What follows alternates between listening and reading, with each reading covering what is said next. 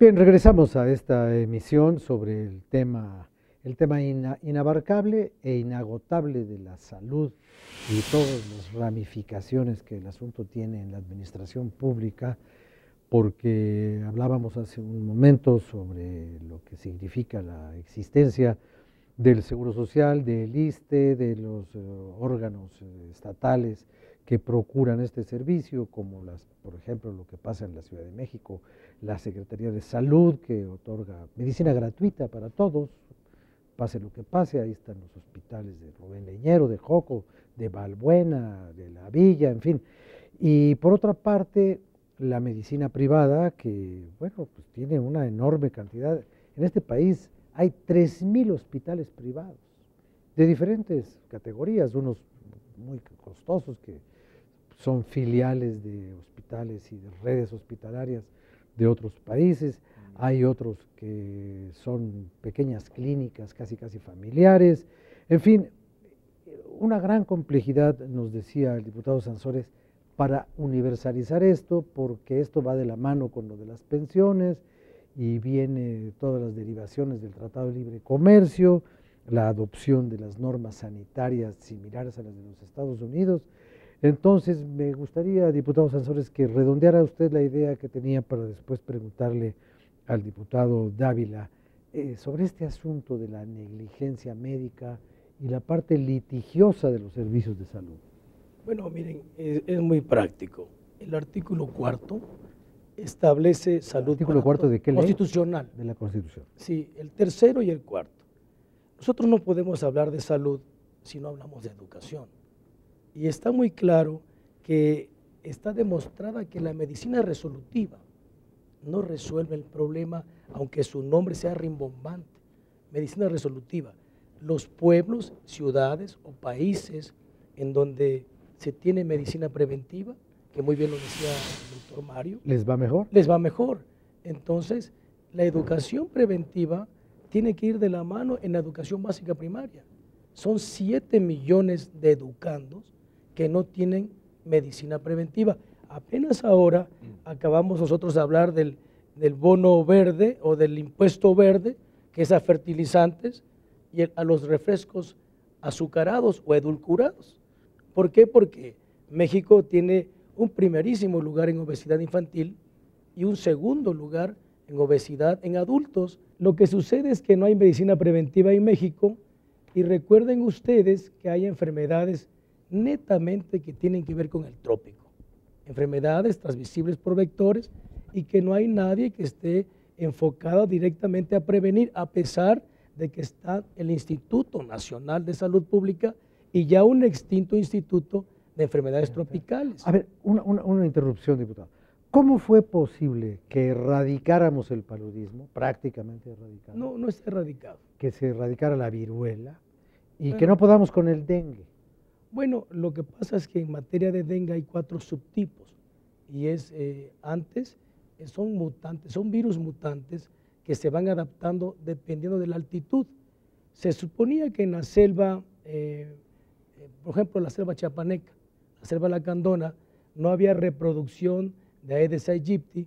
¿Por qué? Porque no había hacinamiento en el agua. Aedes aegypti es el mosco que es vector del virus. El que lo transmite, pues el que lo transporta. Es el vector. Pero ahora tenemos en todos los estados de la República y tenemos 4 subtipos de virus que están alojados en el vector. Pero en las hojas de la selva misma, en agua limpia, porque se creía que era de las zonas conurbadas. De los charcos. Sí, de los charcos. No, ahí hay reproducción de las larvas Aedes. Ahora ya tenemos casi en función una vacuna para ello, pero ya tenemos el superdengue, que es el virus del chikungunya. Ya tenemos el superdengue. Es otra, y que puede ser por el albopictus, que no es el Aedes aegypti, o el tiger, que son las vectores que transmiten este tipo de enfermedades. Yo, cuando hablo de la medicina preventiva, me quiero remontar a la educación. Cuando se habla de la educación, hasta un 18% se pueden evitar complicaciones si se educa a la población, y tan solo en 2 generaciones tendríamos 14 millones de mexicanos con bastante buena educación y con prevención en enfermedades que son crónicas degenerativas, que es justo aquí en donde se hace la mayor erogación presupuestal de los estados y de la misma nación. ¿Usted está de acuerdo con eso, diputado? La fase preventiva como la más eficaz para cualquier cosa. Estoy totalmente de acuerdo que el tema fundamental en el proceso de una enfermedad es la prevención. Y esto nos disminuye situaciones de problemas económicos, de problemas laborales, de un mejor bienestar para las personas. El problema es que no atendemos el punto de la prevención. Si se profundizara en este tema, en la formación de los médicos, en el sistema educativo, como lo menciona el diputado Sansores, en la población en general, si todas las entidades de gobierno, incluidos los ciudadanos, a través de una figura que no hemos aprovechado mucho en México, que es la figura de los consejos de participación ciudadana, nosotros estaríamos dando un gran avance, como se hace en otros países. Incluso hay incentivos, hay premios, porque una persona se mantenga en un estado de salud adecuado, en un peso adecuado, porque una persona se mantenga haciendo ejercicio, porque una persona acuda a aplicarse las vacunas, cuando, por ejemplo, esos países de Europa o algunos de Norteamérica que viajan a otros países, ellos no les permiten viajar, sus gobiernos, si no van vacunados contra alguna enfermedad. Para mí, un tema importantísimo es la prevención en la salud. Usted comentaba hace unos instantes el tema de las manifestaciones de los médicos, el tema de la negligencia médica, ahora suscitada en el tema de Guadalajara, de un pacientito que desafortunadamente falleció. Pues desafortunadamente este tipo de situaciones hacen que el médico se manifieste, pero aquí es importante establecer un equilibrio entre lo que los pacientes necesitan y lo que el médico atiende en la forma, en el tiempo y en la condición, pero también involucrando ahora un elemento que se daba poco, que es el elemento jurídico. Entonces, todo esto necesitamos verlo, necesitamos atenderlo, necesitamos legislarlo y trabajarlo muy profundamente para llegar a ese equilibrio que al ciudadano lo mantenga, pues de alguna manera, a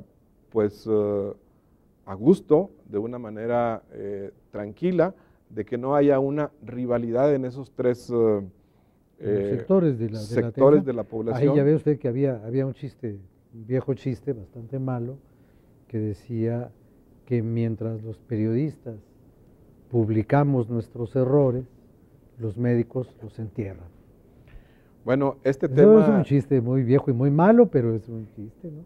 Eso tenemos que trabajarlo nosotros aquí en la Cámara de Diputados, pero afortunadamente tendremos que aprovechar este tiempo que nos falta, tanto al doctor y diputado, un servidor, y hay otros doctores y diputados en la Comisión de Salud, pero ir al tema en profundidad, platicar con los médicos, platicar con las instituciones, porque no solamente es tema médico, es tema también de instituciones. Claro, porque, o sea, según lo que yo escuché en las manifestaciones estas derivadas de la denuncia penal y la consignación de 16, me parece que eran doctores, que como si los 16 hubieran complotado para matar a un paciente que llegó infartado y ya casi con paro cardíaco.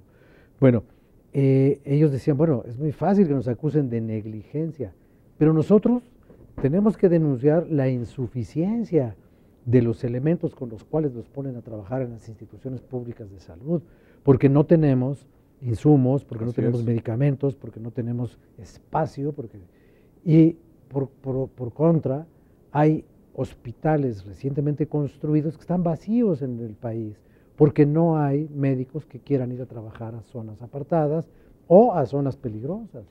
Y luego hay médicos que no quieren trabajar en zonas de narcotráfico porque están operando y se meten los narcos y dicen, si no los salvas te mato. Entonces, a ver, ¿quién tiene ahí? A eso me refiero cuando tenemos que valorar el aspecto integral de la atención de la salud, por ejemplo, las condiciones en que es recibido un paciente, como el caso de Guadalajara, donde pues la información que tenemos es que el paciente llegó prácticamente en paro cardiorrespiratorio, a ese hospital se le da la atención y se logra conservar en ese momento la vida, días, ¿no? pero en una condición crítica, en una condición donde los médicos hicieron lo humanamente posible con las condiciones que tenían y bueno, ahí no se puede hablar de una negligencia médica porque la condición fue muy, muy difícil del Desde paciente. el principio. Así es. Déjeme hacer una pequeña pausa porque llegamos ya al final de este segundo bloque y tenemos que dar espacio